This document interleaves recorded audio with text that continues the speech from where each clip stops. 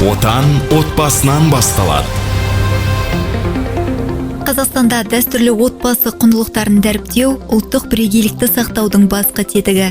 Бүгінде мемлекет пен қоғам ғасырлар бойы қалыптасқан салт дәстүрімізді заманауи трендтермен ұштастыруда.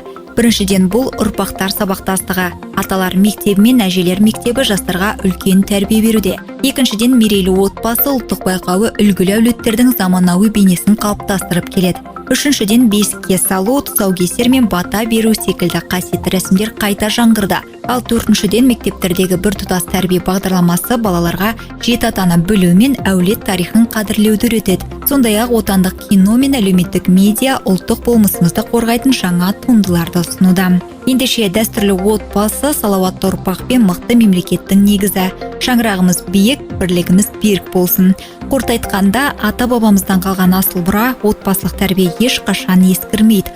Ол заман ағыммен бірге түлеп, жаңа өмірге нұр құяды. Әрбір шаңырақта бесік жыры естіліп, үлкеннің батасымен өскен бала елінің тұтқасы болады. Ғасырлар бойы қалыптасқан ұлттық құндылықтарымызды қастерлей білсек, болашағымыз баянды, іргеміз әрдайым берік болмақ. Ролик Мәдениет және ақпарат министрлігінің тапсырысы бойынша дайындалды.